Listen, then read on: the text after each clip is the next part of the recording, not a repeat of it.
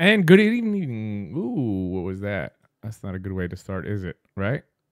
Here we go. Can everybody hear me? I think everybody can hear me now. Good evening. Welcome to another Smoker Show. I am here, of course, as always, with my good buddy, Mr. Phil Busardo. Phil, how are you doing this evening?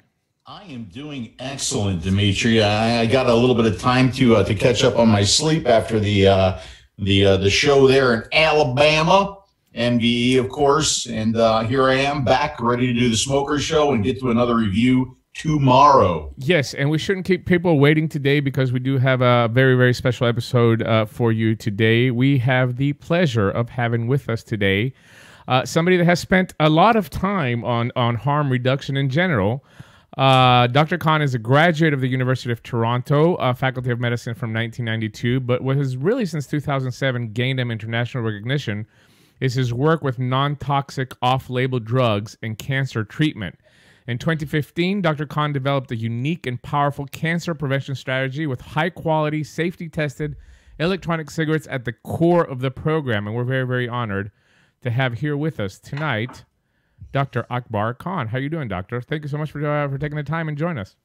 I'm doing good. Thank you for having me, Dimitri. So before we get started, just a little brief, I try to do just a little introduction, but I want people to really understand a little bit your background because I think it's very, very important, especially when we're talking about vaping, for people that don't know you to know where you came from and how you kind of entered into this world of harm reduction. Yeah, so I did a little bit of work in addiction medicine at the beginning of my career. I did spend a couple of years at the Addiction Research Foundation, which is now called the CAMH in Toronto. I was involved in treatment of heroin addicts, cocaine addicts, smokers, as well as alcohol addicts, alcoholics, and so on. More hard drugs, but the little bit of experience that I got there really helped me to deal with smokers in my practice now. Sometimes, when I go to legislators and I talk to them about harm reduction, I try to bring up those examples of drugs, of sexually transmitted disease and stuff like that as a reduction. And they always kind of look at me kind of funny, like they just don't even want to put cigarettes in that same category, where cigarettes kills way more people than both of those things combined, right? I know it's strange because, you have public health departments strongly supporting safe injection sites for, heroin addicts and opiate addicts.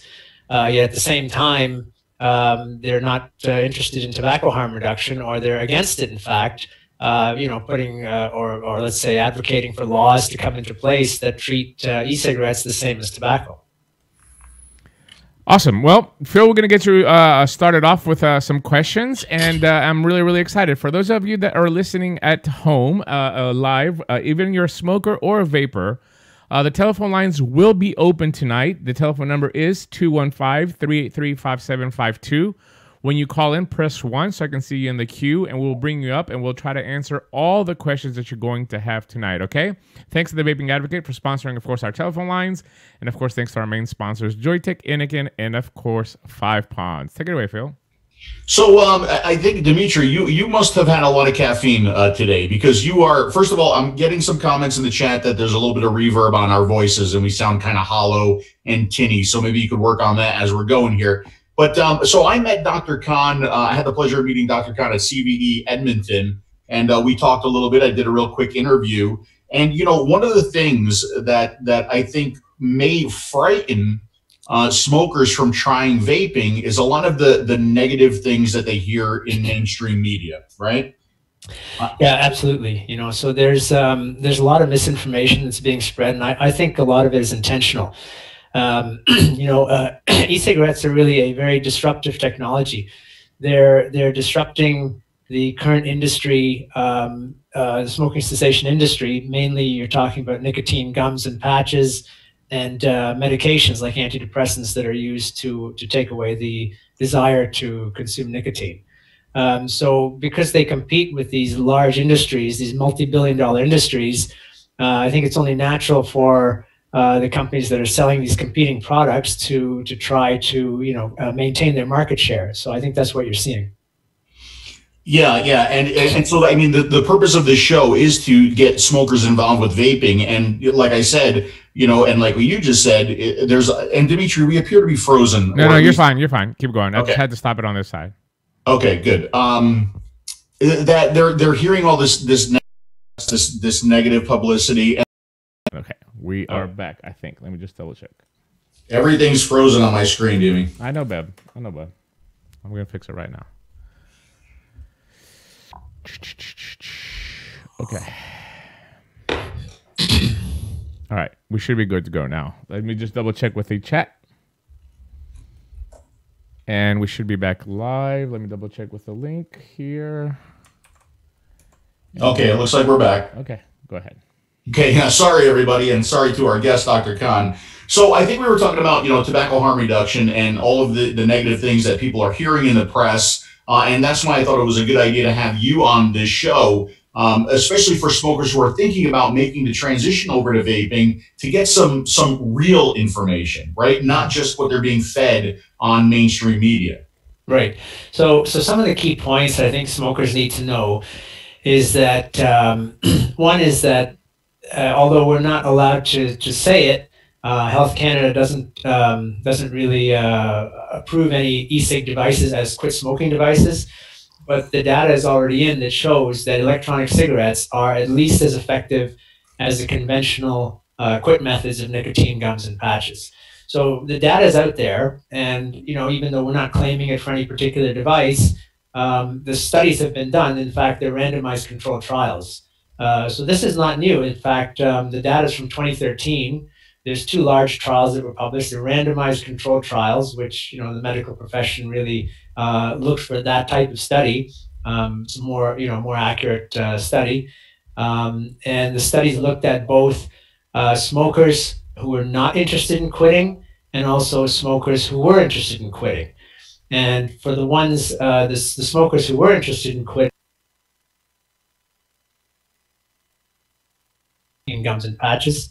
And that's only in a fixed nicotine concentration of 16 milligrams too. So, it's kind of artificial too, because in the real world, the smoker gets to choose their nicotine concentration when they go to a vape shop. So they're actually more likely to quit. So I think the study, in fact, underestimates the quit rate with electronic cigarettes. But what's even more surprising is that the e-cigarettes are effective for smokers who are not even interested in quitting. Because one is because it replaces the nicotine, and it gives you a nicotine blood level much more quickly than any nicotine patch or gum. So it rewards your addiction centers in the brain. And also there's the hand to mouth, the different parts of the addiction, not just the nicotine addiction, right? There's the physical part of the addiction. Sure. So that e-cigarette simulates that, whereas a nicotine gum and patch does not simulate that. So I think really this is the closest to smoking, and that's probably the reason why it's the most effective quit method. Right. So now I've heard you say several times here that it is as effective, if not more effective, than some of the other methods out there, the patches, the gums, the Chantix, things like that. Right. So we can say that only because the studies have been done. We can just quote the studies. Right, right. Now, we're in the U.S., we're not allowed to call it a cessation device. We're not allowed to call it safer than smoking. But so you mentioned that it's as effective as other methods, but what about the safety of vaping? What have you come to find out, and what have you come to learn, and what can you tell the viewers about the safety of vaping when compared to a traditional combustible tobacco cigarette? Right. So there's many studies done on the safety of vaping, and what you'll find is actually a lot of conflicting data. So there are good studies that show that vaping is very safe.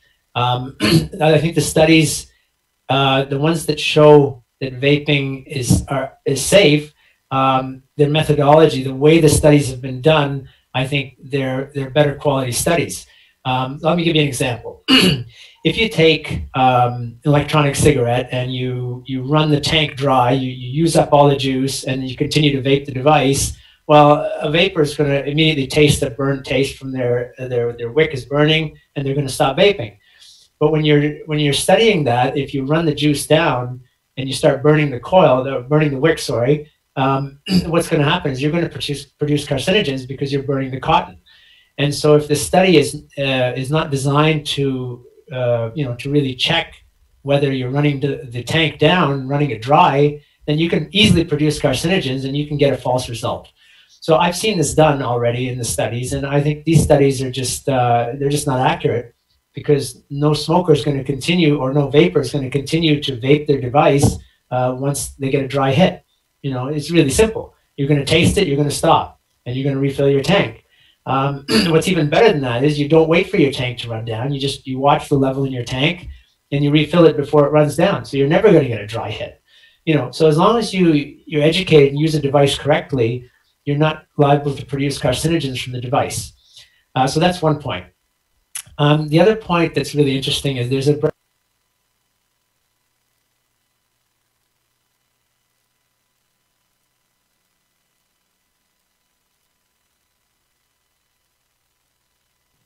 Stand by just 1 second. I just want to make sure all the audio levels are up again. They're getting a little bit of echo from you, Phil, is what I'm getting, but I don't know if that's on my side or if that's on from you. Can everybody hear me now in the chat? And can Phil give me a 1, 2, 3, 4? Okay, no, you're muted now. Hold on just a second. Let me move that over. Yeah, there's no audio coming from you. Hold on just a second. Yep, I'm fixing it, buddy. I am trying to fix it right now. All right, so that has to be, so you need to come out of this one, which will be, all right, give me a 1, 2, 3. Hold on just a second, and this will be speakers. Okay, try it again now. Give me a 1, 2, 3, please, Phil. Okay, I can't hear you there. Hold on. I do apologize for this, guys. I really don't know what's going on. Go ahead, Phil. Check 1, 2, 3. Okay, you're coming in there, but it's for some reason it sounded like you're in a hollow. But continue, and I'll work on it as we're going along. Okay. Go ahead. Okay, so yeah, so the new study of the metals present, heavy metals present in the vapor, what they quoted in the study was they quoted the voltage used in the devices when they vaped the juice, but they interestingly didn't mention the resistance of the coil. They didn't mention the power used. So they're really only providing, you know, half the information. So we don't even know if they're running these devices at high power and, you know, overheating the devices. Really, that information wasn't provided. There was no coil temperature measured. They were not using temperature controlled devices. So there's so many deficiencies in this study. It almost appears intentional to me as a way to discredit the e-cig industry and to show that there's, you know, potentially heavy metals in your vapor. So I did a little bit more digging into this study, and I found that the source of funding was a major respiratory charity, let's say. I won't name it. And when you look at the funding source for this organization, you'll find heavy pharmaceutical funding. So there's definitely a conflict of interest. There's definitely a bias in the study. And when you look at the methodology, the study is really a very poor quality. And so I think it really was done intentionally. It's more of a marketing tool to discredit electronic cigarettes.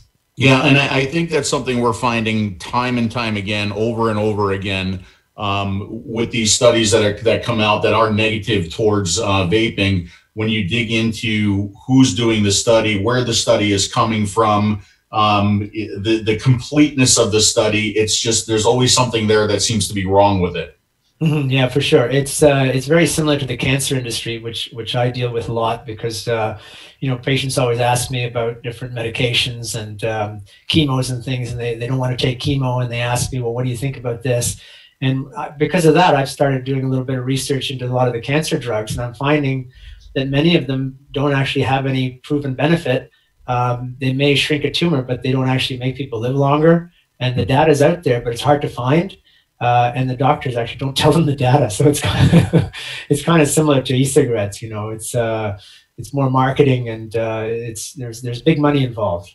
Hey, Doc, can I just jump in here with a question real quick and ask, based on the study that you talked about? I mean, obviously, with Dr. Farsalinos, we've gone through this entire thing about SC force and dry hits and all that. Mm-hmm. Isn't it surprising to you that the industry has not stepped up to try to replicate some of these studies and take some of the much money that some of these vendors are doing and put it into something to combat these just like the opposition does? I mean, wouldn't that make more sense for us? That absolutely would make a lot of sense. Now, some of the studies, if it's a human study, it could get very expensive, but a lab study that shows the safety of the vapor, that shows, let's say, metals in the vapor or carcinogens in the vapor. That's not that expensive, not that difficult to do.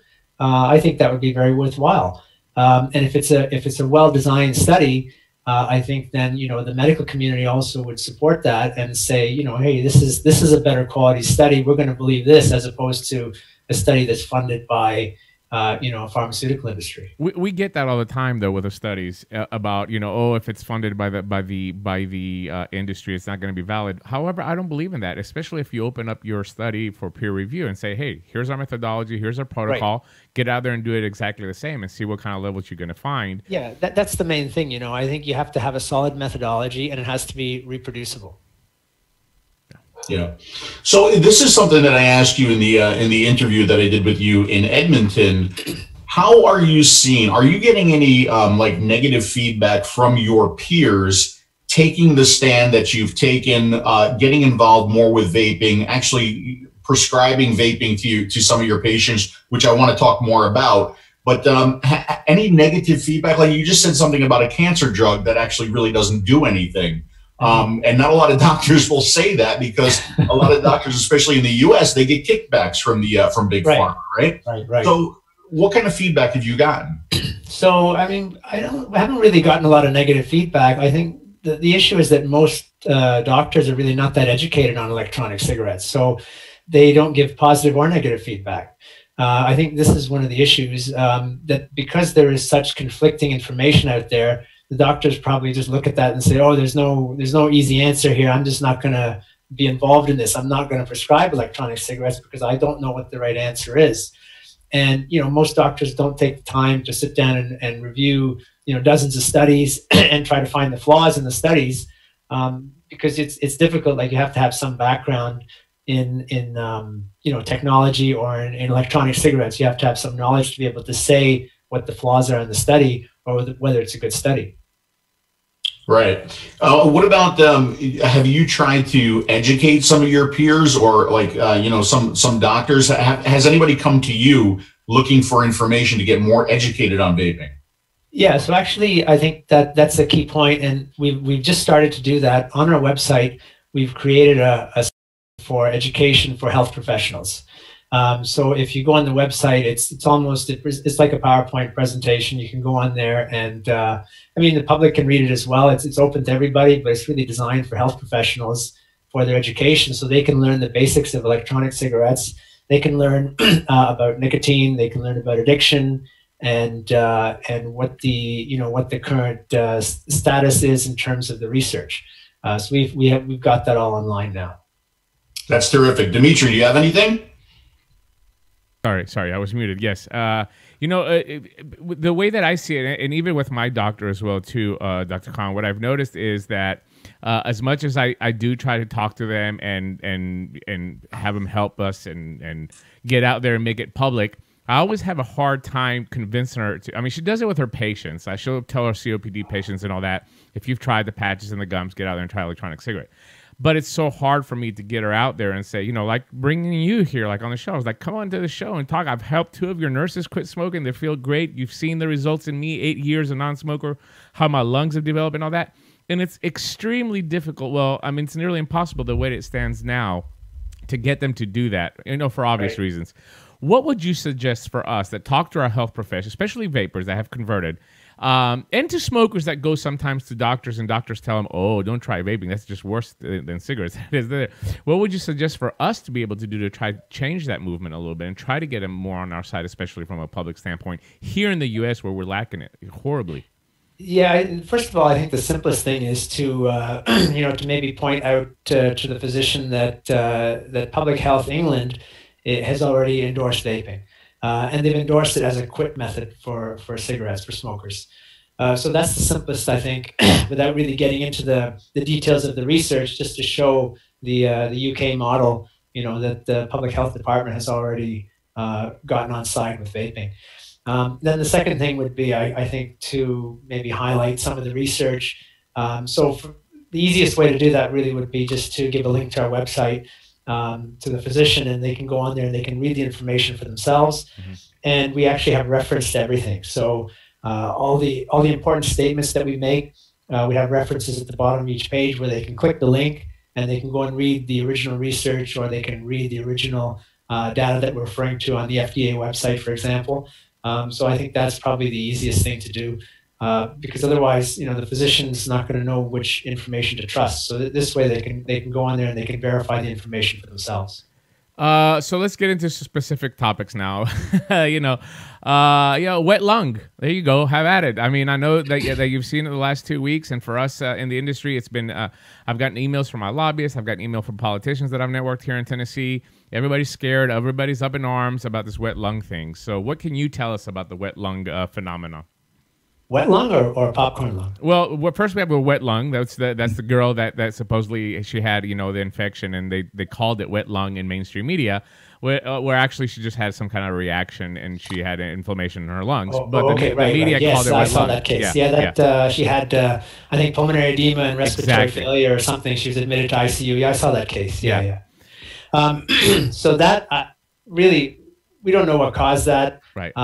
Maybe she had a virus infection at the same time that she started vaping. I don't know. There's no clear link to vaping. Correct. Unless she had an allergic reaction to one of the components of the e-liquid. So it's an anomaly. Let me say that. Yeah, absolutely. But you as a doctor know that. I mean, to create water in the lung, you have to have. I mean, with glycerin, it's impossible to have those two phenomenons. It's just a basic. You don't even have to be a scientist. I mean, to understand that this is clearly, again, a propaganda, and the mainstream media just sounds so much clickier if you say wet lung. Yeah, the components of the vapor, the PG and the VG and the food flavorings, they don't cause pulmonary edema. This is not a normal reaction. The propylene glycol has been tested for years and years. It's safe. Chronic inhalation is safe. Same thing with the glycerin. Chronic inhalation is safe as long as you keep it within a certain range. And the e-cigarettes are well within the range of safety. So that's not a normal reaction. There was something unusual about this particular case, whether she had a particular reaction to one of the components, maybe an allergy, or maybe something completely unrelated. She just happened to take up vaping at the same time. It's very hard to say. Absolutely. I do want to remind everybody the phone lines are open, 215-383-5752. While we have Dr. Khan on, I would suggest you go ahead and call in now and get in queue if you have any questions for him. Don't be shy, whether you're a smoker or a vapor, anybody that's out there, you have a question. I know sometimes people are just kind of hesitant to talk publicly about it, but please call in. This is your opportunity, and the doctor's not charging today. It's free. So this is your best opportunity. So go ahead, Phil. So let me ask you this. You said that you do work vaping into with your patients. You actually recommend vaping with your patients. Can you talk to me a little bit more about that and how that works? Yeah, so we do. So because we're a cancer clinic, we really do more treatment at this point. We see patients already have cancer. So most of them have already quit, but really it's an opportunity for us to approach the family members. There's a lot of family members of cancer patients who still haven't quit. And so we are offering the e-cigarettes to everyone that we see who's a smoker. And what we tell them is, we tell them you don't need to quit. We tell them just change the way that you're taking your nicotine. Our motto is don't quit, change. So they're really not quitting their addiction. That's the key point. There's no pressure to really change your behavior. You're just changing from one type of device to another, which is far, far safer. Okay, and let's answer this question. We've done it several times on the show before, but let's do it one more time. Does nicotine cause cancer? There is no evidence that nicotine causes cancer. However, I'm going to tell you about some research, which again I think is very misleading. There is some new research that has shown, or let's say they've stated, that nicotine can promote cancer growth. So it can promote the growth of a cancer that's already present in your body. So now I've had a close look at these studies. Some of the studies are using nicotine levels that are 1,000 or 10,000 times higher than what you can achieve in your body. So they're completely meaningless. However, I found one study which quotes their nicotine level as being physiologic. So in other words, what they're saying in their study is that the level of nicotine that they're using is similar to what you would achieve in your body. Okay, now that's what they're saying. So I actually looked at the nicotine level that they used in their study. So this is an in vitro, this is a lab study where they took cancer cells, and they applied nicotine at a certain concentration, and they were then watching what happened to the cancer cells. And they said that the cancer cell growth increased. So the actual nicotine concentration that they used was 10 times higher than what you can achieve in your blood when you're smoking a cigarette. Now, that level of nicotine, if you were to put that into your blood, you would be dead. So even though they say that they use the physiologic concentration of nicotine, implying that that's achievable in the body, technically it's not. So the study was, again, a false study. That's the best way I can describe it. It was completely meaningless. So any data so far that I've seen that suggests nicotine can increase the rate of cancer growth is only valid in the lab, and it's not valid in the human. Is that study available anywhere for us to find, Dr. Khan? Is that an open study? It is. I'm going to put it on our website. I haven't yet, okay. But it is available on. If somebody wants to search for it, they can search on PubMed. It is indexed on PubMed. So. All right, and then web-md.ca will have this posted as well too. And just a question from the chat here quickly, before I forget, Phil. Can we please get a better idea of what inhaling some of these sweeteners that we're seeing a lot in liquids now? Do you have any experience with that? Like a lot of the liquids are using a sucralose or some type of stevia or sweetener that's in there. Do you have anything that you could give to that to our listeners? The sweeteners, the sweeteners are considered safe by FDA. The only issue is that a lot of data is not available on inhalation of many of these food additives and sweeteners.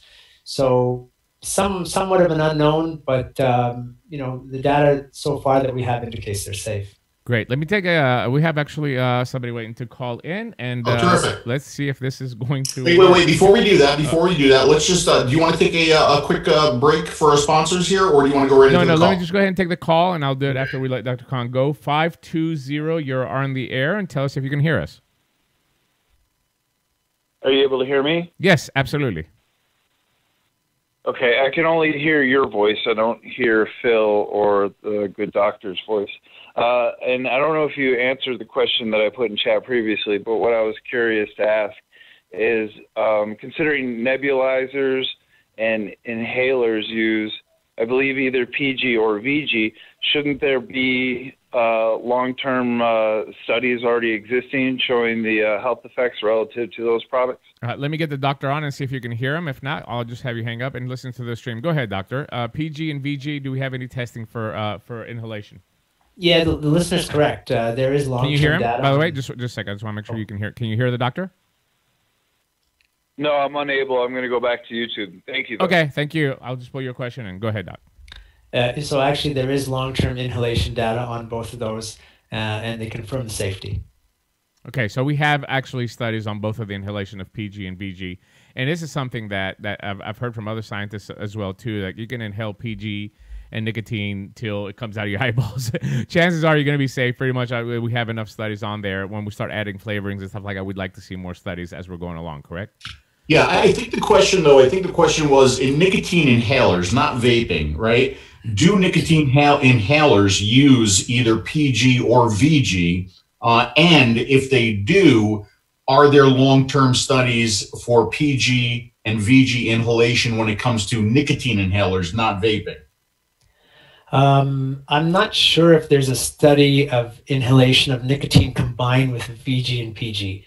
That I haven't looked for. But the individual studies of VG and PG, long-term inhalational studies, those are out there. Those show the safety. And the nicotine, well, of course, nicotine can be inhaled. I mean, there is, commercially available nicotine inhaler on the market, which is approved by Health Canada. So we know that's okay. I'm going to pull a question from the chat, and then I'm going to bring another call in. And the question was, if I'm not mistaken, this was from Troy on how vaping helps COPD and oxygen deprivation. Oh, so what's the question? How does vaping help COPD? COPD and oxygen deprivation, yeah. Well, I mean, vaping really, if you have somebody who's smoking with COPD and you switch them to vaping, it's going to be a tremendous help. If somebody's already quit, well, vaping, you don't need to vape then, right? But if there's a smoker with COPD, I think vaping is going to be a tremendous help. Yeah, and have we seen any cases, or have we heard any cases? I know I talked to Dr. Pelosa in Italy that told me that some of the patients with COPD do seem to, at least it slows down the progression. Oh yeah, it should slow down or halt the progression if you can. The main thing is that you're quitting the cigarettes, you're getting rid of the smoke, and you're getting rid of the toxins. So then the COPD really should be halted. And if you're a smoker, and I know a lot of them are afraid to type in the chat, and you're listening, this is very, very important for you guys to be picking up. All right, 704, I'll bring your question in and then hang up and get back to the stream to listen to your answer. What is your question for Dr. Khan? 704. Yes. Yeah. Yes. Can you hear me? Yes. Yes. I wanted to know, my husband has a PG allergy, and so far he's been allowed to only smoke in a range of 80-20. What he's wanting to know is if smoking, even though he hasn't had a breakout yet, if smoking at that level, could it be a long-term effect on his health with smoking just the 80-20 still? Okay. Doctor, did you get the question? I did, yeah. So all right, thank you, 704. I'm just going to hang up on you so you can listen to the answer on the stream. Can you hear the doctor, by the way, 704? Yes. Oh, you can hear the doctor? No, I can't hear him, but okay. I walk near the phone. Okay. I'll get back on the stream. Thank you so much. So the question was, he's got a PG allergy and he's vaping 80-20 right now. What's the long-term effect going to be? Right. So it's probably not a true allergy, because if it was, then he would still be reacting even at the 20.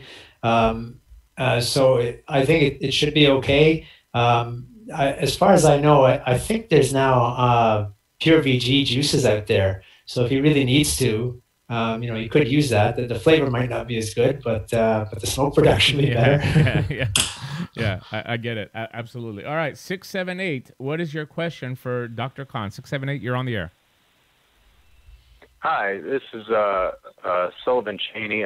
My dad's a smoker. He's been a smoker for a good 50 years, and I recently started getting him to switch to vaping. He's been a dual user for a while, and then he switched to single use. But he said that vaping was caused him to not breathe even more. I'm sure he has COPD, possibly emphysema. And I'm wondering if that has, if vaping has any effect on a long-term smoker, his ability to like exchange oxygen in his lungs, and if the doctor could answer anything about that. All right, hold on a second. Let me see if you can hear the doctor. Go ahead, doctor. Yeah. So can you hear the doctor? I think that. Can you hear the doctor? 678. Yeah, well, I'm a paramedic. My dad is No. I was asking if you can actually hear the answer from the doctor here on the phone line. If not, you go back to the stream. No, I can hear it. Yeah, I can hear it. Oh, okay. Yeah. Go ahead, doc. Okay, so if your father is having some reaction to the e-cigarette, then I would just try a different type of juice. And I would try maybe a different nicotine level too, depending on what his reaction is. I'm not sure what exactly is happening, but if his nicotine level maybe is too high, you could try a lower level, try a different flavor of juice, a different brand, and see if that helps. Because our experience is actually quite good. We rarely get reactions, and if we switch people to something different, then usually they're fine.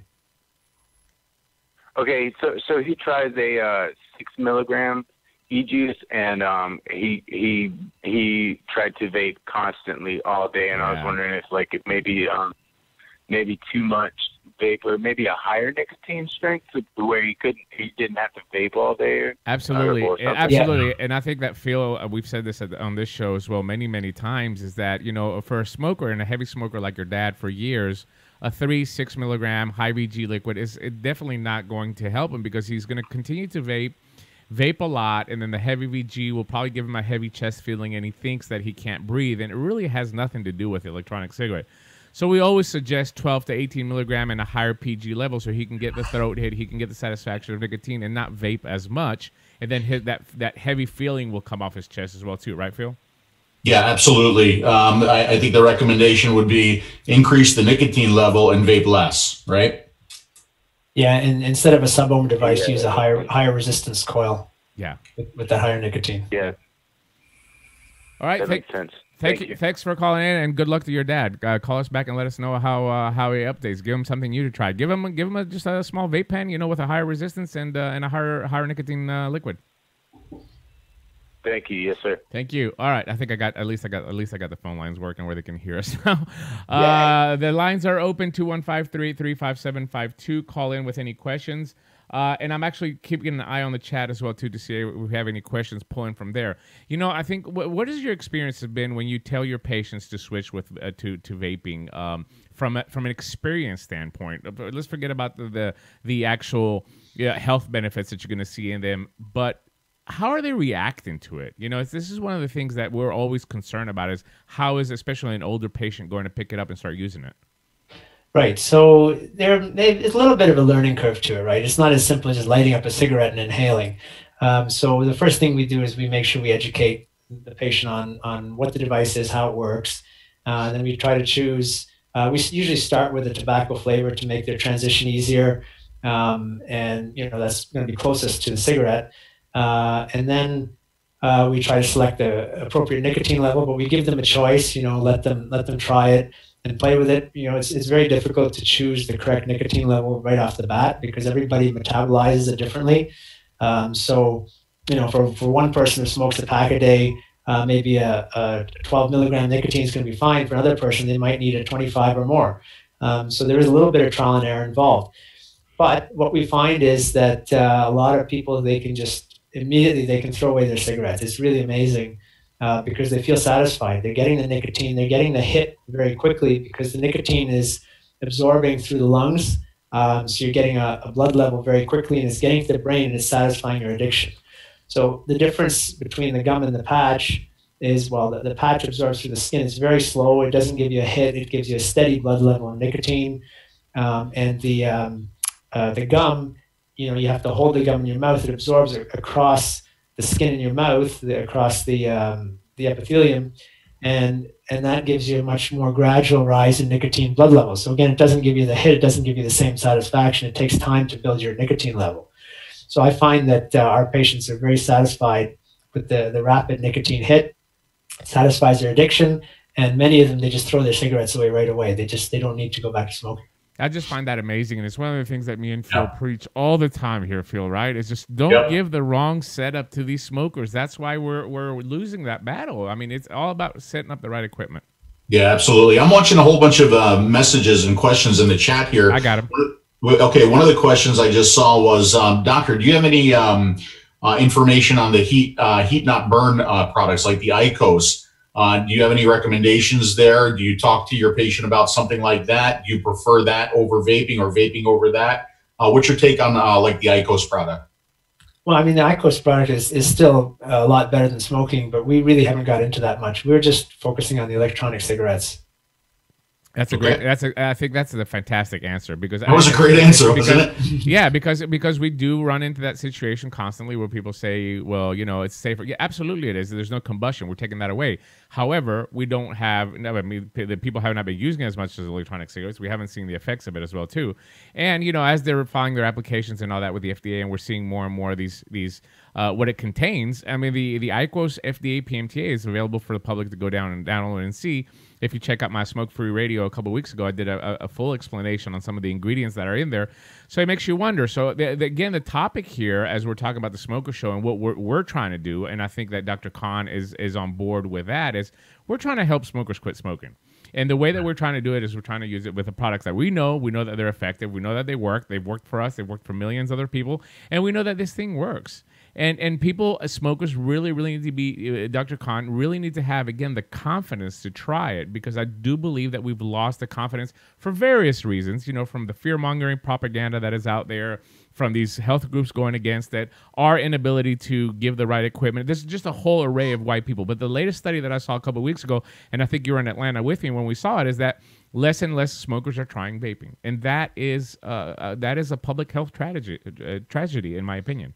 Yeah, well, I mean, when you have big organizations that are telling people to avoid vaping and stick with approved quit methods like nicotine gums and patches and antidepressants, that's concerning. Even big organizations like the World Health Organization, they're not on board with vaping. Right. So there's a lot of politics at play, and there's conflicting interests here for sure. And I can see how it's hard for the public to really sort out what's true and what's not true. Okay. All right. So, Doctor, here's the question of the day, and it's actually the question of every day. As a matter of fact, we can do a full show on nicotine salts, and the very next show will be questions on nicotine salts. So what is your take on nicotine salts? Do you have any experience there? Comments on nicotine salts? Yeah, so we are using them. The nicotine salts, so right now there's not a lot of concentrations available, so we're using them more for people who are rapid metabolizers of nicotine. In other words, they don't get the satisfaction with the lower strength of nicotine. We don't often start off with a nicotine salt unless people have already tried vaping and they failed. If they failed because they didn't get the satisfaction, they didn't get the hit, then we will go right to a nicotine salt. So the benefit of it for the listeners who are not really familiar with it, the benefit of the nicotine salt is that you can get a higher nicotine concentration without burning your throat. It's smoother, and you do get better absorption through your lungs. So you're going to get an even higher blood level, and you're going to raise your blood level more quickly. So it's going to be more rewarding for your addiction. So I've heard that the nicotine salts they absorb better into the bloodstream. And so is that proven and documented? Because I know with nicotine salts, especially with like the closed systems like the Juul or the Fix, I mean, we're talking about nicotine concentrations of like 50%. And is it really because of the nicotine salt that you're feeling that rush, or is it because you're able to vape a 50% nicotine and it be smooth? Yeah, that's actually probably the biggest part of it. Whether the salt absorbs better than the free-base nicotine, how much better? Probably not that much better. I think the biggest part is that it's smooth, and like the Juul has a 55. I mean, you can actually vape a 55 with a nic salt, whereas you can't really do that with a free-base nicotine. It's going to burn your throat. You're going to stop vaping that immediately. Right. The other problem with fixed concentration devices like the Juul is that it's basically forcing you to take that high nicotine level. So, I think it's, probably encouraging addiction maybe in some way because, with traditional electronic cigarettes, you can choose your nicotine level. And so if you're actually looking to cut down, you can choose to gradually lower your nicotine level, whereas you don't have that option with the Juul. So again, there's marketing factors at play. So it's so interesting. By the way, the phone lines are still open, 215-383-5752, brought to you by the Vaping Advocate. I'm glad that you brought that up because sometimes I tell it to people and they think that I'm crazy. But the truth is that if I use exclusively salt, I do reviews on pod systems, and I have to use salt nicotine to test it out with that. And if I find myself using, now I've been a vapor for 8 years, keep that in mind as well too, Doc. But when I find myself 2-3 days using exclusively salt nicotine, I find that my body craves it in a whole different level than regular nicotine. Like I feel like I need it, if that makes any sense. And is that justifiable? Yeah. So I think partly that's because the nic salt does absorb better. So you're going to get a higher blood level. Again, it's going to reward your addiction center in the brain, and then you're going to crave it more. So I don't recommend nic salt for everybody. I think if you can, get away with a standard nicotine, like a nicotine-free base at whatever concentration, whether it's 12 or 6 or 18 or whatever it is, if that satisfies you, then that's fine. You don't need the nic salt. But if you're not getting the satisfaction and you just feel like you want to go back to smoking, or let's say you try 24 of a standard nicotine and it starts to burn your throat, then that's the ideal candidate for a nic salt. I talked to somebody, Phil was sitting in front of us, I'm not going to say his name, but he's a long time in this industry, that actually told me that I had to break a Juul addiction. This is a vapor that started to use Juuls, and then he actually had to go through the process of breaking the addiction of having to have a Juul a day. And again, I'm not saying nothing against the Juuls, because you know how this industry is. They're going to come after me like, oh, you're bashing the Juul. But this is stuff that we should be talking about and people to be aware as well. Yeah. Not only vapors, but smokers as well too. That it would be a good if you use an salt nicotine to make that transition, but then eventually maybe you can move on into a different electronic cigarette product as well too. Right. It just depends what your goal is. If you have no interest at all in altering your addiction and you're highly nicotine addicted and you want to use a Nixol at a high level, like a 50 or 55, and that's fine. But if you're interested in cutting down and just kind of getting away with the lowest level of nicotine that satisfies you and that makes you feel more relaxed or helps you concentrate or whatever you're looking for, then you don't necessarily need the Nixol. I want to do pull a couple questions from the chat. This is from Retrocare. Doctor, the dizziness of the first cigarette after a long time. So if you haven't smoked a cigarette, I remember that as well too. When I was working in the restaurants 2-3 hours, full busy, couldn't smoke, and that first cigarette that I lit up gave me a little bit of a buzz, a little bit of a dizziness. Is that from the nicotine or is that from something else? He tried cigarette after vaping for years and got that first smoke experience. He just tried to do it as an experiment. But where's that coming from? I'm not 100% sure. It could be the nicotine because the nicotine does have some effect on your heart rate and your blood pressure. So there could be something something from the nicotine there. Yeah, I think it's the rush. I guess because the nicotine in the cigarette just hits your plasma so much faster than it does with regular vaping nicotine, right? Too. Probably, yeah. All right, let me pull up another question here, Phil, from the chat, if you don't mind. Sure, go ahead. Why are you not supposed to vape while taking antidepressants? Have you heard of that, Doc, before? I don't think I've heard of that. I've not heard of that. Yeah, I have not. In fact, I talked to Father Jack Kearney out in California that runs addiction clinics, and he says that vaping is actually helping people that come in with other ailments, and they're taking away their cigarettes as well too, and it just makes it more difficult for them to. Yeah, I'll be quite honest with you too. I take antidepressants to deal with Dimitri on a daily basis. He does. Issue, so. Yeah, and he doesn't have any issues. Well, I don't know about that. Here's another question. This is from Mr. Ahmed. The relation between vaping and muscle pain, is that true? I haven't seen any research on that, so I don't know. I mean, everybody's different because everybody can respond differently to whatever you're inhaling, but that's certainly not something that I commonly see. One of the things that I want to recommend as an experienced vapor is that vaping causes dehydration, right? So you need to keep yourself hydrated. So sometimes you get cramps or muscle cramps or something like that. It could be you're dehydrated. You just need some more water, especially when you make the transition over into vaping and you're over vaping as well too. Phil? Yes, sir. Questions? I am fresh out. Let's keep the questions coming in from the chat, and please feel free to call in. Yes, especially now that I finally got the phone lines working. This is from James. Does continuing vaping after many years hurt our credibility towards the FDA? I'm not quite sure what that question is, or maybe you can explain it a little bit different, James. Does anybody understand that question? Here's a question from Troy Hall. Why does VG doesn't make you cough like PG? That is a good question. Sometimes we hear that from smokers that try vaping first time and says, "Oh, it makes me cough." Do you have any answer on why VG is smoother than PG and it doesn't make people cough as much?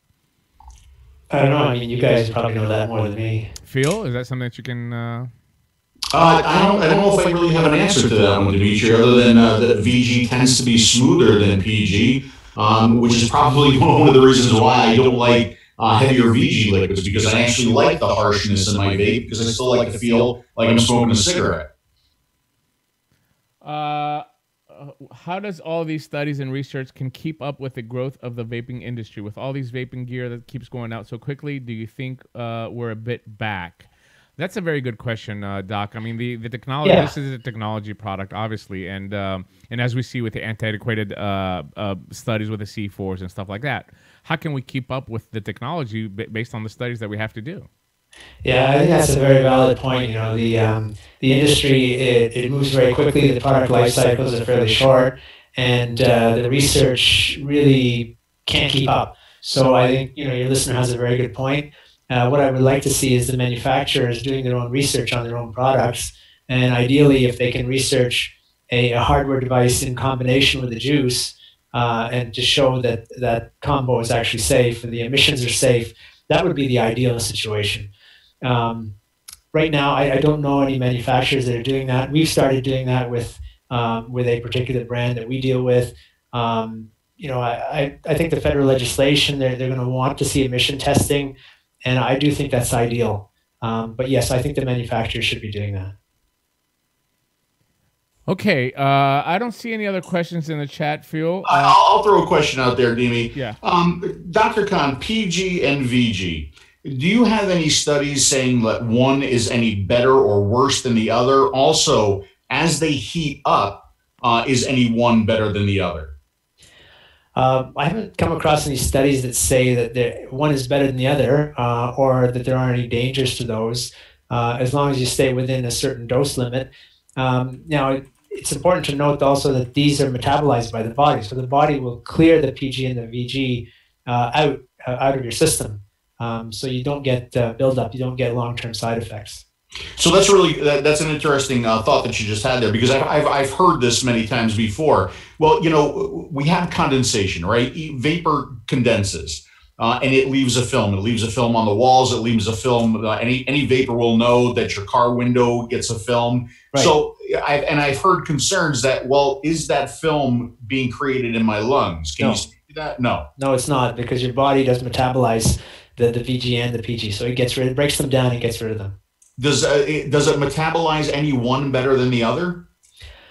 I don't think so. I mean, the data I've seen shows that they're both metabolized in different ways, but I believe they're completely metabolized and there's no buildup at all.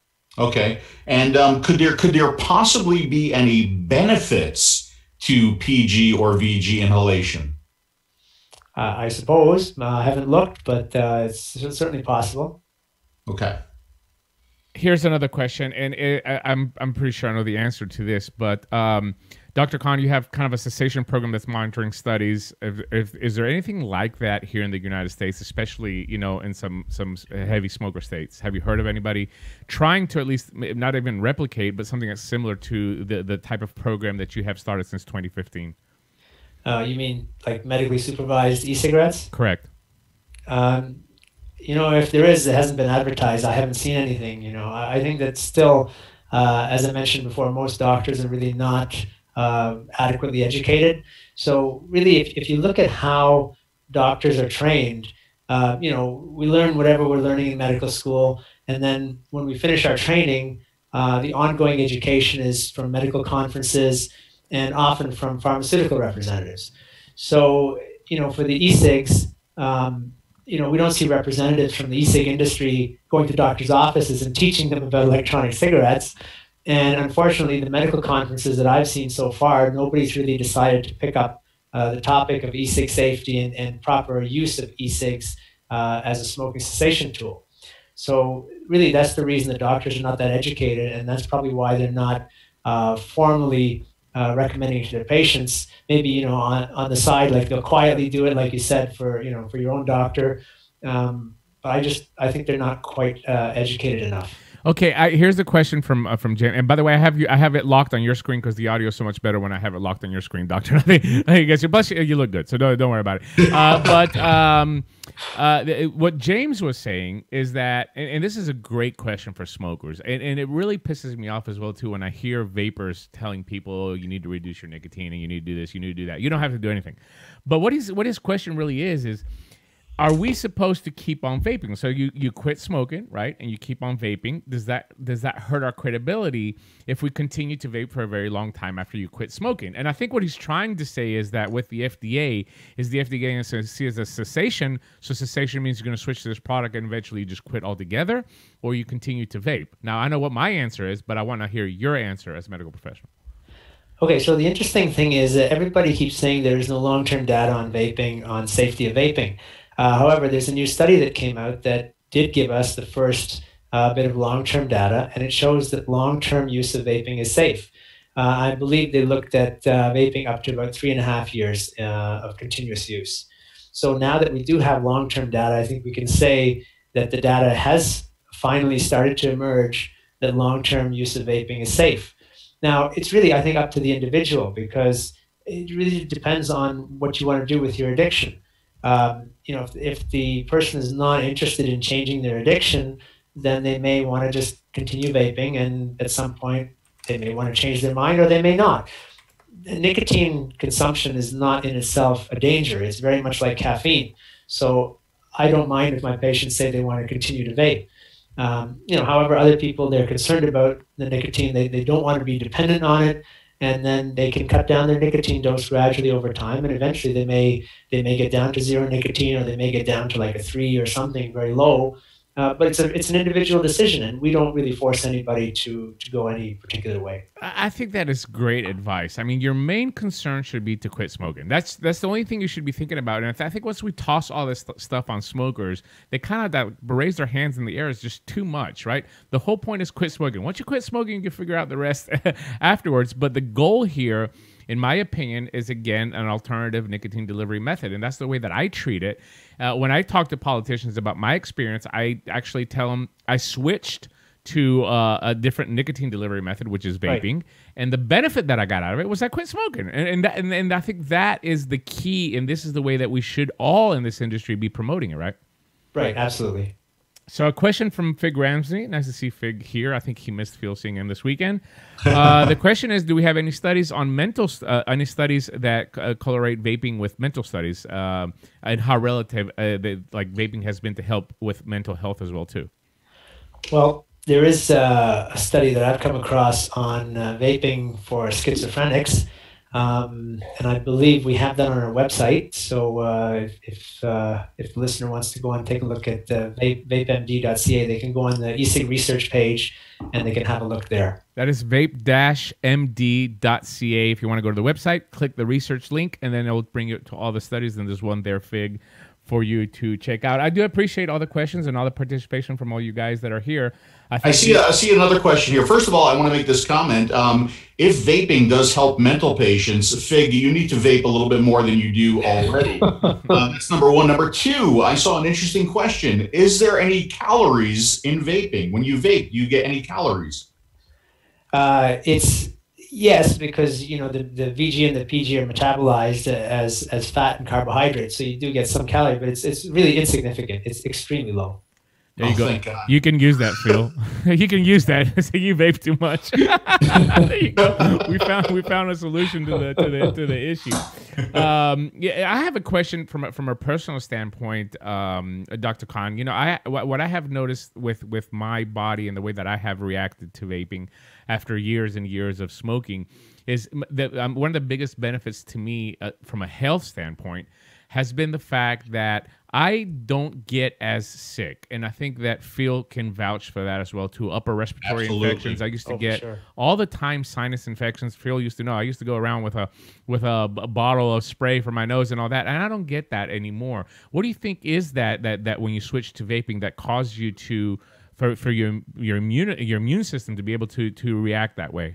Yeah, I think that there's no question that smoking cigarettes is going to suppress your immune system. So the fact that you've gotten rid of the smoke, your immune system's allowed to kind of build back up, and that's really what you're experiencing.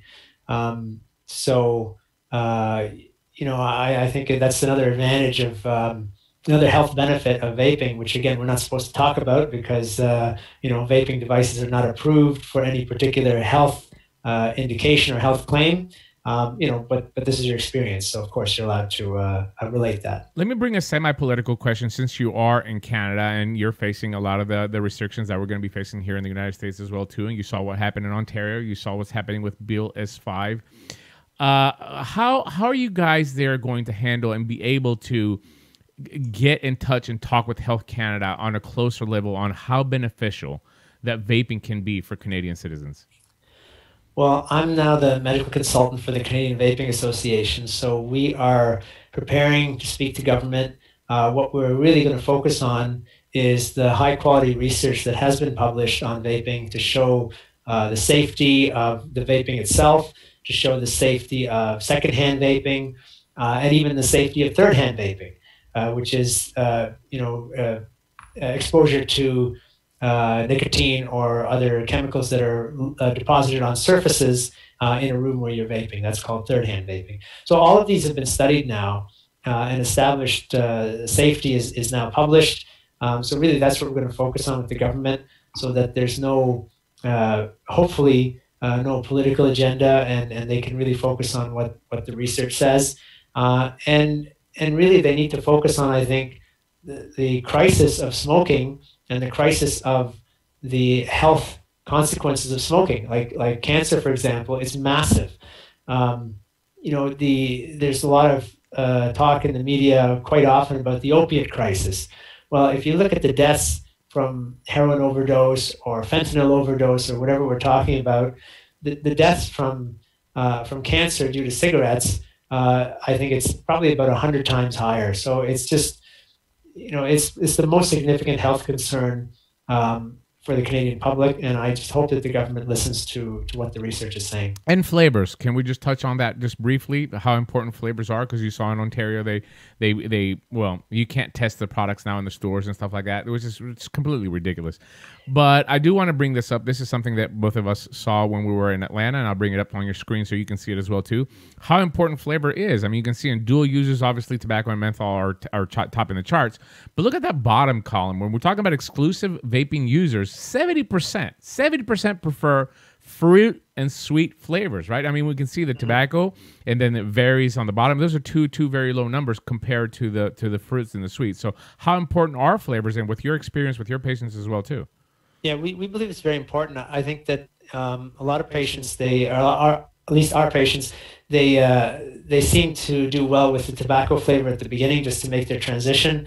But then, to keep their interest, they like to try different flavors, and then you end up with different fruit flavors and so on. So I have a problem with this proposal for banning certain flavors by alleging that these flavors are kid friendly. My question is, well, how do you define a kid friendly flavor? Why is the flavor that you're calling kid friendly, is that not adult friendly as Right. well? Because the same flavors that kids like, adults like them too. I think, if you want to criticize the advertising, you can say, fine, that, you shouldn't be promoting a particular flavor to young people. But the flavor itself, I don't really support a ban on any particular flavors. Yeah, I mean, there's absolutely no way that you can determine the marketing. I get it. Some of these products, and you've seen them at shows as well too. Some of them get out of hand, but at the end of the day, it's the flavor what's important, and I think the flavor for us is the main thing, right, Phil? I mean, this is what's keeping us not smoking. Absolutely. I think it keeps people, like I've said so many times, engaged, interested. You can always find that new flavor if you get tired of one flavor. I think it's one of the reasons why vaping has been so successful. And if you take that away, you're going to have a lot of people going back to smoking, and you're going to have a lot of smokers not discover vaping. You know what I really like to see, and we joke about this a lot, but I mean, I can't tell you how appreciative I am for you, Dr. Khan, coming on the show and answering some of these questions. And hopefully you, the vapors, will take this clip and send it to a smoker that's posed the same questions for you. That's the whole goal of this episode. But I would love to see CVA and the other groups in Canada and the businesses come up as support and fund to get you more on mainstream media, because this is what we need. We need more mainstream exposure of positive stories and positive results, as you've seen them in the work that you've done, and of course in the various studies that you've reviewed that are already existing. Yeah, I mean, I'd be happy to speak. And I think that the CVA also is looking at funding some studies as well, and I'd really be excited to be involved with that. That sounds great. This is what all of us should be doing. I don't want to keep you much longer. I think we've covered a lot, but the one question that I have, I think that's very, very important for the people that are listening, and hopefully smokers are listening, right? If you're a smoker today, and this can be the big ending, if you're a smoker today and you've tried the available NRT methods to quit, you as a medical professional, what would you tell a smoker that is listening to this program right now? Yeah, our recommendation, which we've said on our website, we say it openly. If you're a smoker, and even if you don't want to quit, we recommend you try vaping. But if you have tried to quit and you've used an approved quit method and it has not worked for you, then please try vaping. I don't think it could get any better than that, Phil.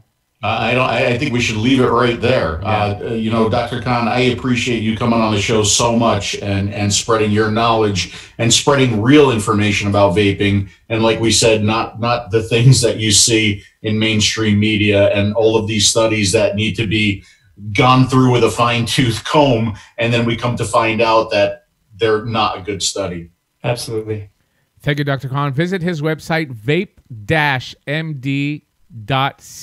And Dr. Khan, we look forward to having you in the future here on the show again. Thank you so much. Thank you very much. We really appreciate your time. Going to take a quick break, and we will be right back.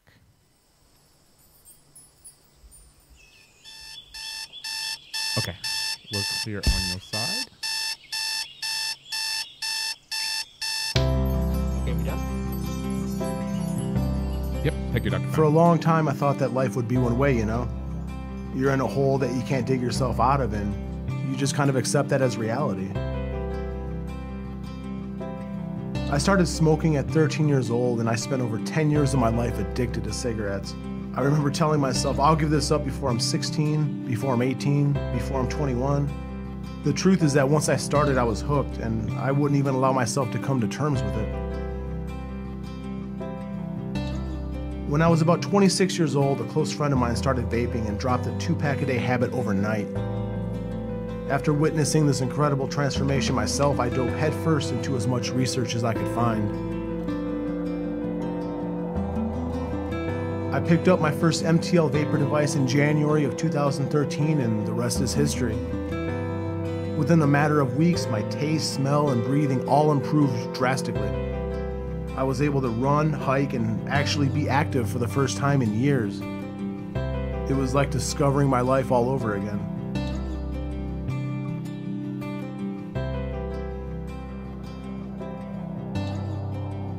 In my mind, it's really important to know that I will be here for the people that I care about in 20 years. Many people lose loved ones to smoking-related illness each year, and I don't want to be another one of those statistics. Thanks to vaping, I can breathe easy and enjoy my life to the fullest again. I don't really think you can put a price on something like that.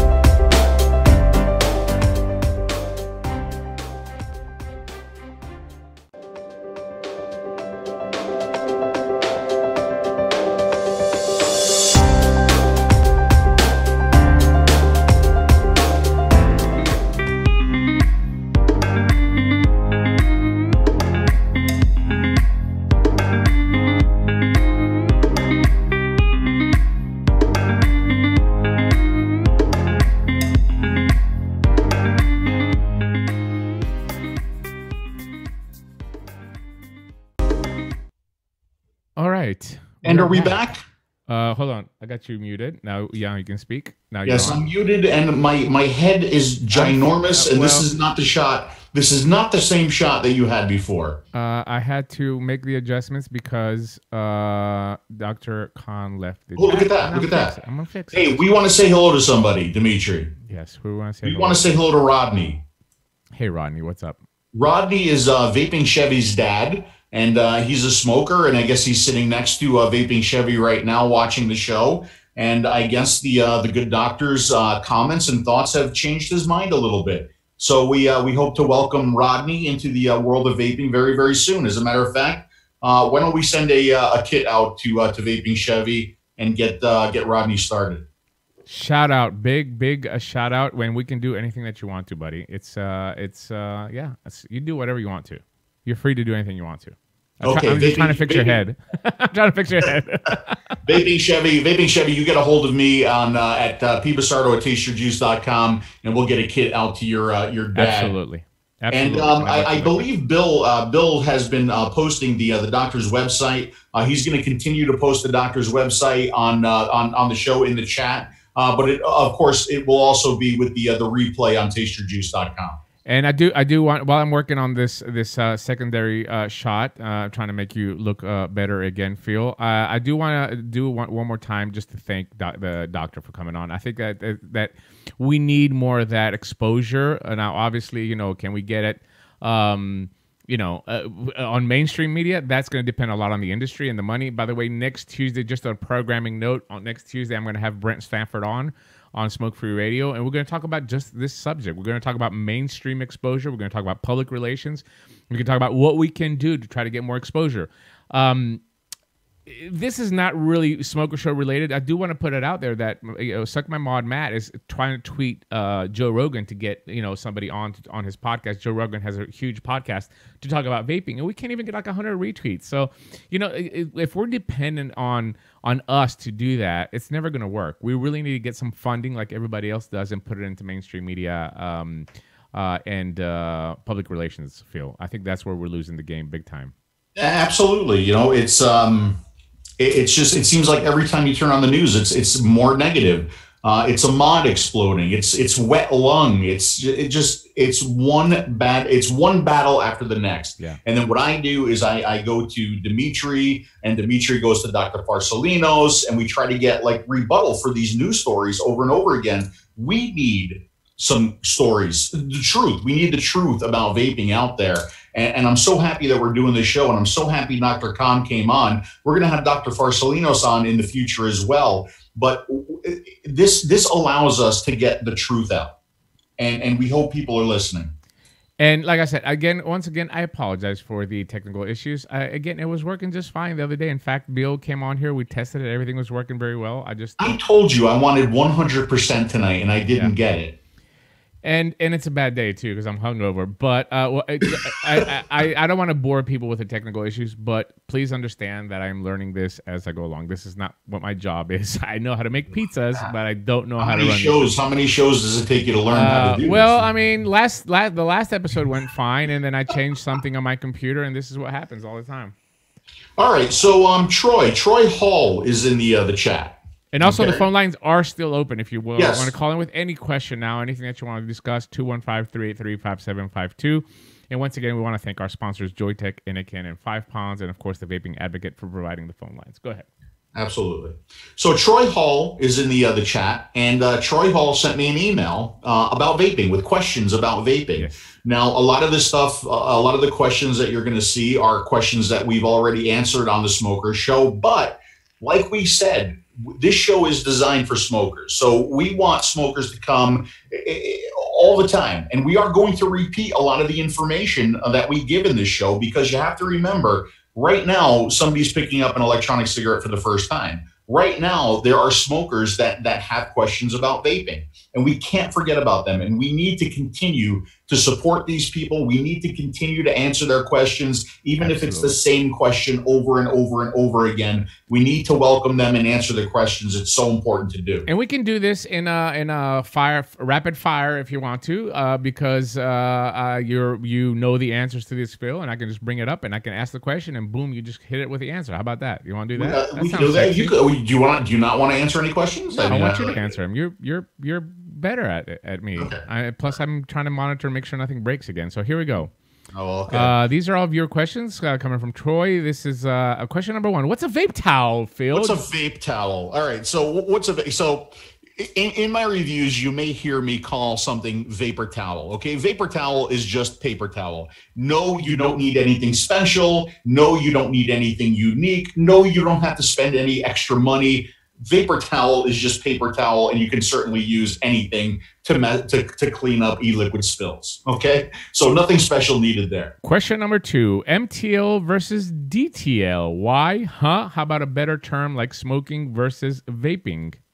Yeah, well, we can't use smoking versus vaping, because when we get into vaping, there's a lot of different ways that you can vape. There's a lot of different experiences that you can have. I would say that the two main ways you can vape would be MTL and DL, mouth to lung versus direct lung. Okay, now of course there are a lot of subcategories underneath those, but mouth to lung is like, if you're familiar with smoking a cigarette, okay, you are already familiar with mouth to lung. Mouth to lung is taking the vapor into your mouth and then bringing it into your lungs. So it's kind of like a 2-stage process, then bringing it into your lungs and then exhaling it. That's mouth to lung. Now, direct lung, if you are familiar with smoking one of those funny looking cigarettes, or perhaps a bong, okay, you are already familiar with direct to lung. Direct to lung is bypassing the mouth. You're really not bypassing the mouth, because the vapor still has to go into your mouth, but you're taking the vapor directly into your lung and then exhaling it. Okay. So what's more similar to smoking a cigarette? It would be the mouth to lung style of vape. Question number 3, which system should I get a smoker? What about heavy smokers? Well, you know, that's a really good question. And it's a question that has many answers, right? Because everybody needs something a little bit different. Of course, we're going to recommend like a very, very simple, easy to use mouth to lung device at a higher nicotine strength for the beginning vapor. Now, once we have them, once we have converted them, they can go in a lot of different directions, and we really don't care which direction they go. Right. But we want to get somebody, especially, you know, you got to think about their age. You got to think about how many cigarettes they smoke. You have to, there's a lot of questions that you have to have answered before you give a really good opinion on a device. Right. Like we talked about before, free-base nicotine versus salt nicotine. I always recommend free-base first, 12, 18, maybe even a 24. To see if you can get successfully transferred over to vaping. If that doesn't work, maybe you need to go into a salt nicotine product with a higher nicotine concentration to get you over that hump. Dimitri, do you have any more on that question? Because that deserves a longer answer. It really does, and it really kind of depends, of course, you know, on the style and what's going to be satisfactory. But obviously, for them going to a vape shop to try to touchy-feely different devices is very, very important as well too.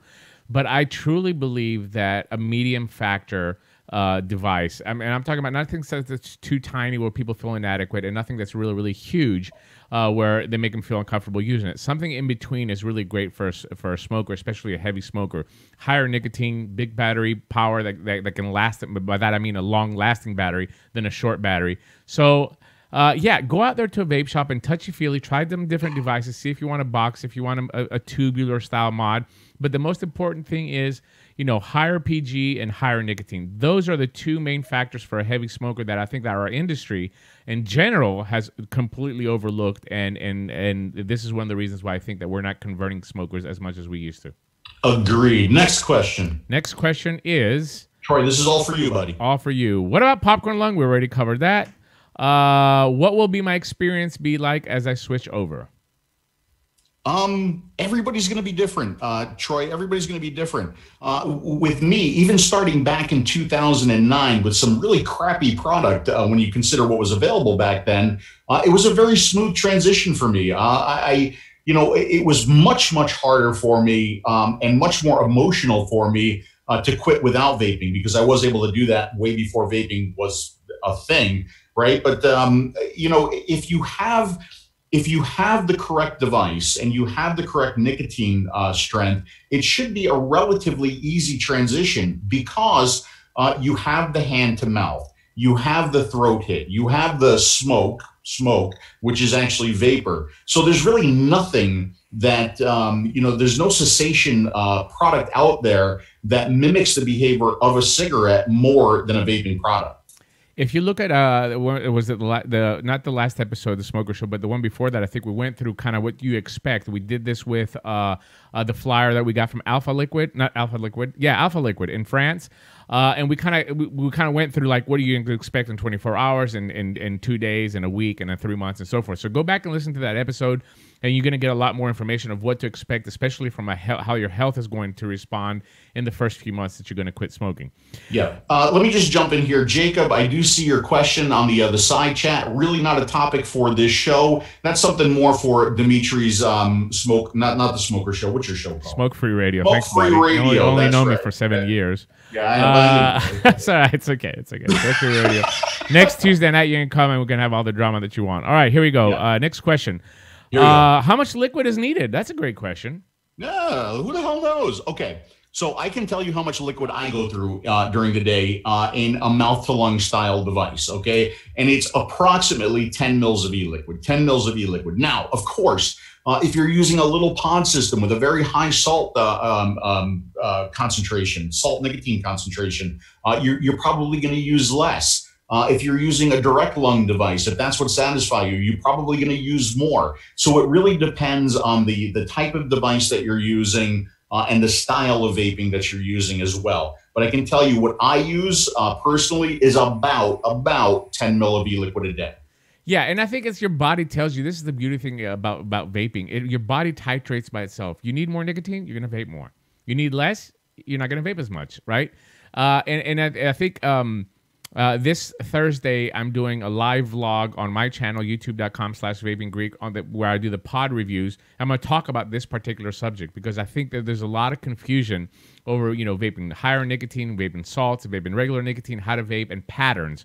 I'm going to talk about patterns. I'm going to do it live on the show Thursday night because I think a lot of people need to be educated on that and how we're supposed to vape when we're using a 50 milligram nicotine versus using a 12 milligram nicotine, right? There's different patterns and usage there.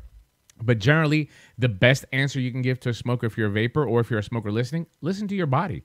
You start getting headaches, you start getting sweats. That means you're getting too much nicotine. Slow it down a little bit. You feel like you're jittery and you're not being satisfied, just pick it up and vape a little bit more. Your body will tell you how much liquid you're going to use and how much consumption you're going to go through. I listen to your body all the time. I bet you do. And you see my body all the time, probably more than my wife. How often do I need to replace the atomizer? Okay, so I think that question is not how often do I need to replace the atomizer, but the atomizer coil head, okay? The atomizer really, should last you a very, very long time, if not forever, okay, with proper care and maybe changing your O-rings. But the coil head in the atomizer, that is something that needs to be replaced, okay? So that is a consumable when it comes to vaping. Your consumables are going to be your batteries. Your consumables are going to be your e-liquid. Your consumables are going to be your coil heads, okay? Now, notice I'm saying coil heads because I'm referring to a tank that has a replaceable coil head. So how long should that coil head last? Again, another very, very good question. And it really depends on usage. It depends on wattage. And mostly, it depends on the type of e-liquid that you're using. So an e-liquid that contains more sweeteners, chances are that's going to gunk up that coil quicker than an e-liquid that uses less sweeteners, okay? I always use a rule of thumb as once per week. Change that coil once per week. Another way to look at it is your flavor getting really, really bad? Change it when the flavor gets really, really bad. Is the draw becoming too tight?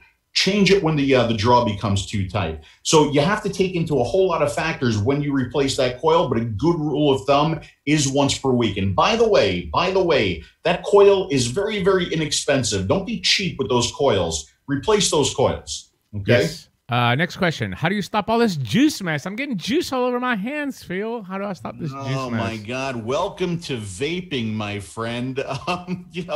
There's, look, I have a lot of tanks, and a lot of tanks, they leak or they seep, or you get a lot of condensation, okay? Condensation is something that you have to think about when you're vaping. When you take a vape and you stop vaping, one of the things that you could do is let go of the fire button and continue your draw a little bit, okay? What that's going to do is it's going to clear the chamber out of the vape, okay? And if you don't clear the chamber out, that condensation, that vapor that's left in there, it has to do something. So what it will do is it'll condense and possibly leak out the bottom, especially if your tank gets its airflow from the bottom of the tank. But, even the best tanks, the most expensive tanks, I have unscrewed the tank and I have seen a little bit of e-liquid on the bottom, but it should be a little bit of e-liquid. If you're experiencing a lot of e-liquid, well, there's probably some other problem that you have to, troubleshoot. Are my O-rings good?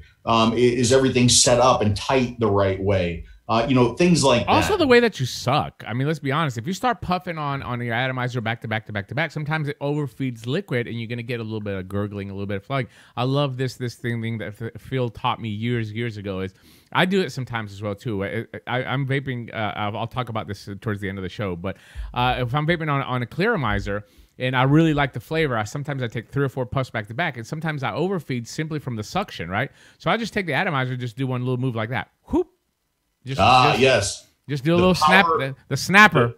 The power of Christ compels you. Just do it one time, and it gets rid of that. Demonstration time. Yeah. Another way to clear out your tank.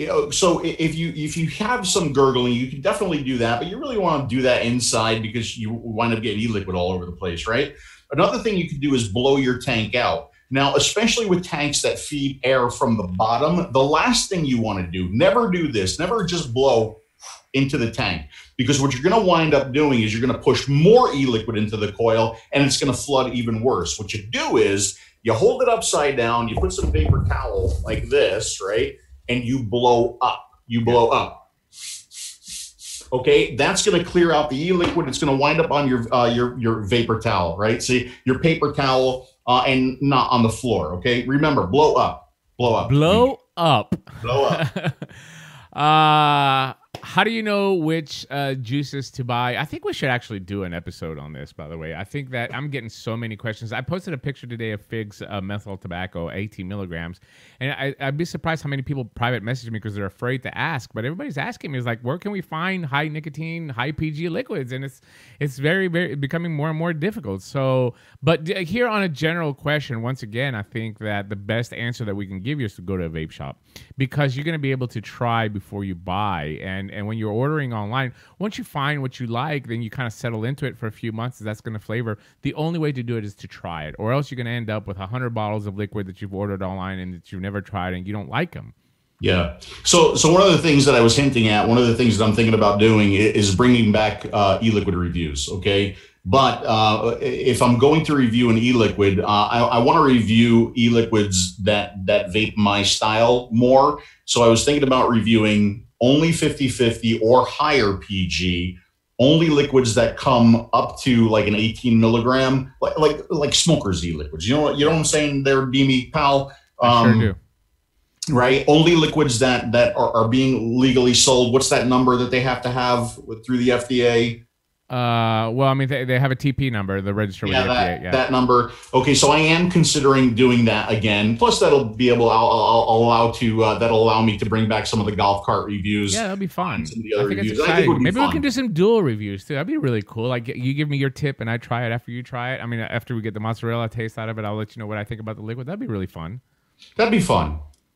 That'd be fun. Next question. I'm just going to go through this pretty quick. I do want to answer the blood pressure question. If you're vaping, does it raise your blood pressure? Vaping does not raise your blood pressure. Nicotine does. So, once again, it's the level of nicotine and how much you vape and all that. It's just like a cigarette. Cigarette raises your blood pressure immediately. In fact, there is a study out there done by Dr. Fasolinos back in 2012. This is one of the first studies that Dr. F did, is the systolic pressure of the heart, and they were in relation to vaping with smoking. And the systolic pressure of the heart changes immediately with a cigarette, where when vaping, it takes a bit longer because it takes a while for nicotine to get into your level. So in fact, your blood pressure should be lowered when you're vaping versus smoking. So I just wanted to answer that because I saw it in the chat for the person that asked. That's very good. By the way, something else in addition to nicotine that raises your blood pressure is Dimitri. Dimitri will have that. My technical producing skills definitely raise Phil Busardo's pressure. I can tell you that for a fact. Yes. Next question, what nicotine salts are? We already covered that, I think, today. PG versus VG. I heard PG is bad for you. In my experience, PGs versus VG, I found that I can't handle PG at all. We've covered that, I think, today as well, too, right? Anything else that you want to add? No, but I didn't see the question on the screen. This is where you put the question on the screen. I'm sorry. We've already covered 10 and 11, I think, with the doctor today. Yes, 10 and 11, I think we definitely covered. Which brings us to 12. Do you need flavor to satisfy your desires? That question, I could go so many ways with it. So put that out. I need so many things to satisfy my desires. Look, that's completely up to you. Once again, look, I like Brussels sprouts. You don't like Brussels sprouts. Taste is so subjective. I know people who just vape PG, VG, and nicotine, no flavoring at all. Flavorings actually bother them.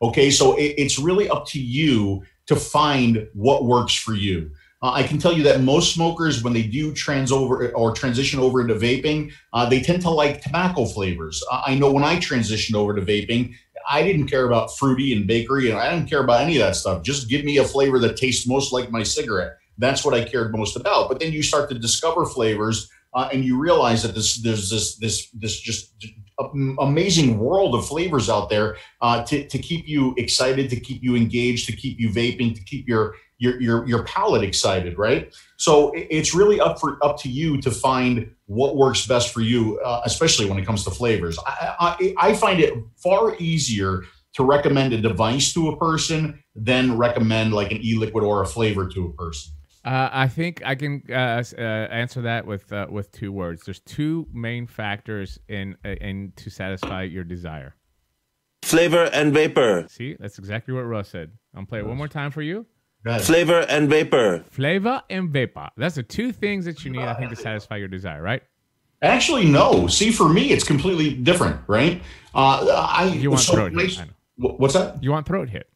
Throat hit. I need my throat hit. If I can have the most amazing flavor in the world, right, and not have throat hit, and I can't vape that flavor. Yeah. I can have the most amazing throat hit in the world and not have flavor and not be able to vape that You'll flavor. vape it, but it won't give you the satisfaction that you're looking right. for. I think like flavor and throat hit are very, very important to me. I actually think throat hit is more important to me because I find myself like I'll grab a liquid that has better throat hit and maybe a flavor that I'm not exactly fond of. So I think in order of importance for me anyway, it's throat hit first, it's flavor second, and then it's vapor last. I mean, I don't need to see any more vapor coming out of my device than I saw smoke coming out of my cigarette. But, you know, that's also subjective as well. I do like that Russ audio clip, though. That's why I keep playing it. By the way, I want to thank everybody for the nice comments on the show. I do apologize for some of the technical issues, but having nice comments for at least the content and the work that we're trying to do here is always appreciated.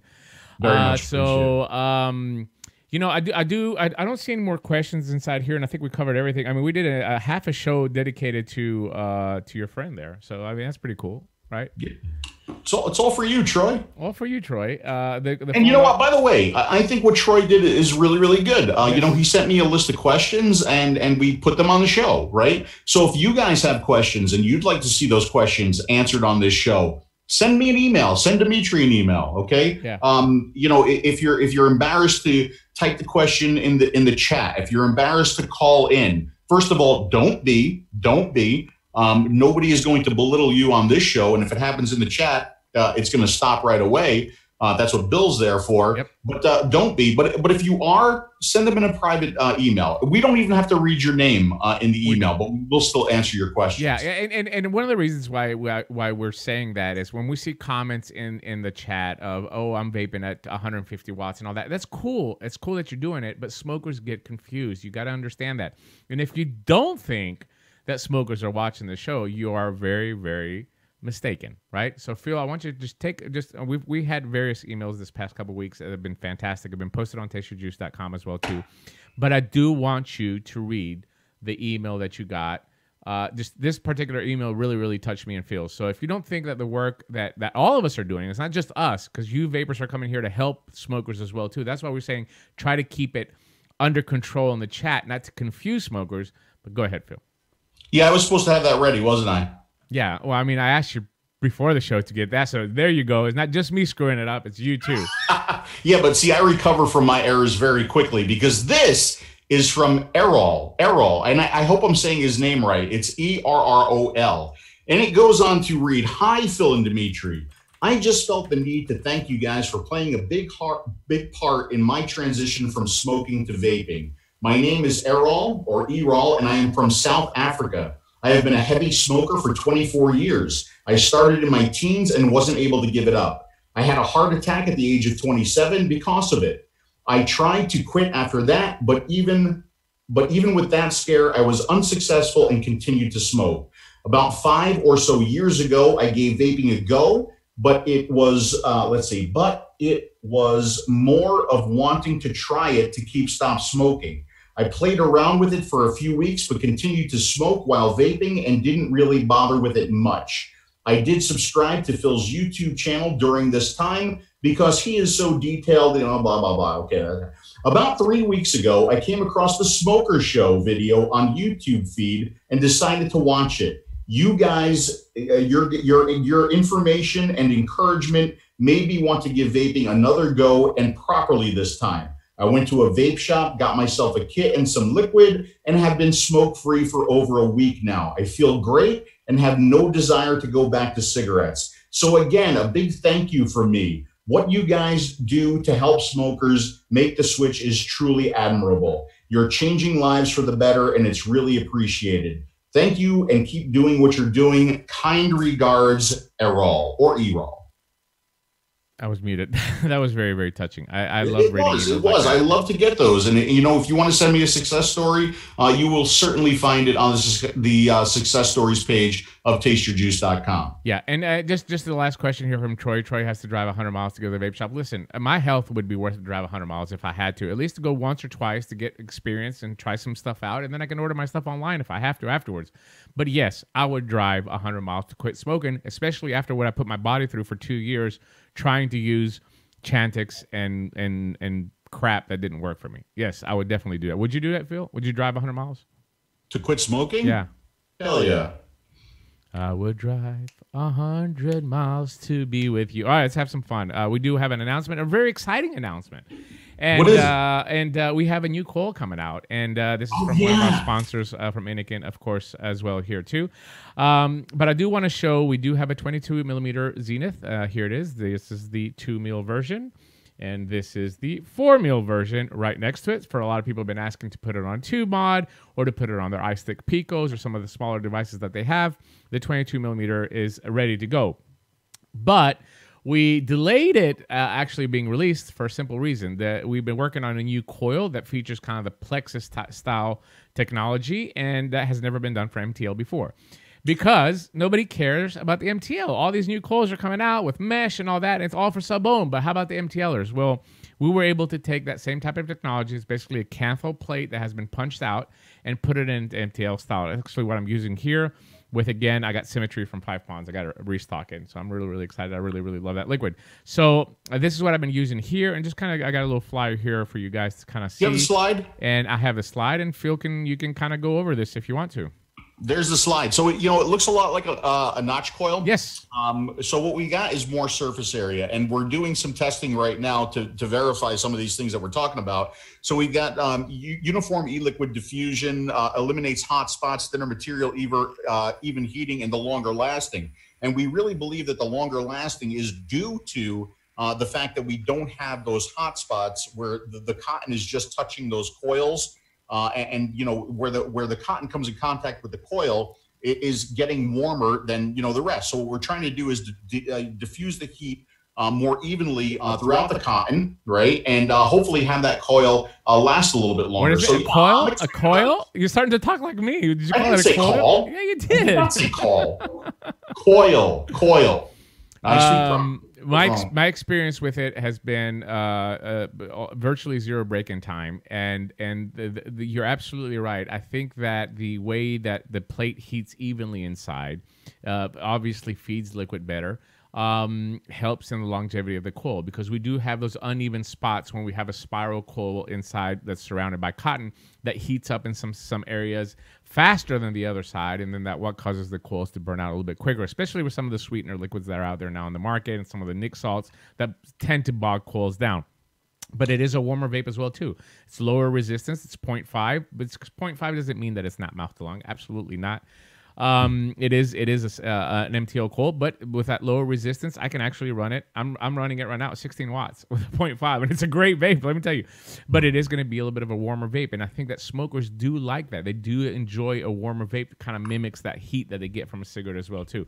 So overall, I'm very, very excited for this to come out in the market for the MTLers out there, and of course those people that are looking to switch to. Absolutely. Do we know what the question is? What material is the plate? It's Canthal, right? Canthal, yeah, absolutely. Yeah, it's I think me and Phil will tell you that we're firm believers in that, and we're also working on a stainless steel coil, which we have the prototypes here with him. Phil's going to put it through the Phil Busardo testing period.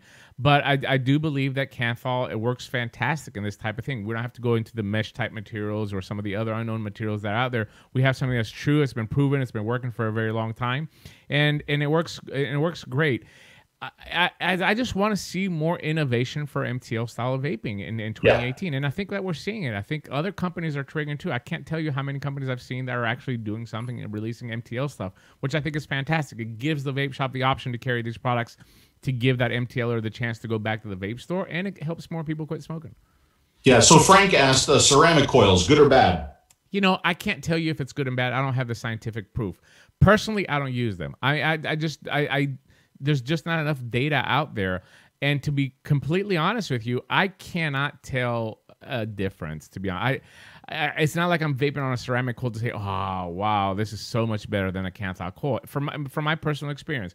So the unknown is a little bit tricky when we're talking about how it breaks down, what type of, what reaction is going to, unless a company has tested it with all the liquids that are on the market and can give me some data. I just don't know. I don't know what to tell you. Phil? Yeah. My take on ceramic is this. Look, Vaporesso, they did a bunch of testing on their ceramic coils. They sent me the testing. I talked about their testing when I was in China with them. So everything according to what they sent me looks good. So that's from a safety perspective, and that's really as much as I can speak to from a safety perspective. From a usage perspective, there's a couple things that I noticed. One, with a ceramic coil, it's much different from a cotton coil. If you fire a dry cotton coil without priming at first, you've destroyed the coil. That's it, game over. Okay, there's no getting that cotton back. Yeah. If you dry fire a ceramic coil, you can still recover. Okay, it might taste like kind of hard at first, but you can still recover. The one thing that I noticed from ceramic coils versus a cotton coil is the break-in time. I am not a fan of the break-in time and the flavor that I get from a ceramic coil when I first fill it up. I'm kind of an impatient vapor. I think that's why I tend to like that nice, warm, saturated vape that I get from a cotton coil. And if you don't have a variable wattage device, especially one with a curve, it does have some ramp-up time. I did the review on the U-Boat from Kango, which is a pod system that uses ceramic coil. And you do, and I said in the video, you can go find it on my channel, that it does have that primer. I got to take a couple quick puffs to heat up that coil in order to get an enjoyable vape. And that time, me as a vapor, I know what to do, but a smoker is not going to wait 2 or 3 puffs to get that satisfactory hit. So it does have a ramp-up time, and if you don't have the right wattage or the right device to use with a ceramic coil, you're not going to get an enjoyable vape as well, too. So that's my take on it as well, too. But I'm a big Canthal fan, you know it. And for people that are doubting the stainless steel coils, they're in this little baggie right here. They do exist. Trust me, they do exist. But once again, I think this is something that Phil has a lot of expertise on temperature control. We don't want to put the coil out there until we know that it's ready to go. And Phil, not only do I want to do that, not only do we want to do that, but in the package that coil comes in, I even want to go as far as saying, hey, if you vape this coil on this device at this wattage and this temperature, it's going to be a really good experience, right? Take some of the guesswork out, because temperature control can be a huge pain in the ass. We're going to do a show on temperature control one of these days, but it's kind of more of an advanced topic and not something that we want to touch on right away, at least for this show, the Smoker Show. Absolutely. Do ceramic coils allow you to use higher wattage range? I think it just depends on the resistance. I don't think that the ceramic has anything to do with it. You can use them in higher or lower resistances and get higher or lower wattage. I really don't think that plays a big role. I do believe that you need to have a big device to pump it, with power, especially if you're going to sub-ohm it at a higher range, to give it that heat that it needs to kick in. I should invite a psychologist to the show someday. Yeah, I mean, if we find him, I mean, I know Father Jack Kearney probably would be more than happy to come on if we invite him. I haven't heard from him in a while. I hope he's doing well. But he works with clinics in California or a network of clinics that focus on mental health issues and dependency issues and stuff like that. And he's a big proponent of tobacco harm reduction. He's a vapor himself. He has some videos on YouTube if you want to go research him as well too, where he talks about the difference between addiction and dependence with nicotine and smoking and all that kind of stuff. So yeah, he'd be a wonderful guest to have on, but we would really need to be on our best behavior if we're going to have a priest on. Yes, especially you. And you definitely have to wear pants when you do that. So I have pants. He's watching from above. Let me see if we got any other questions right now.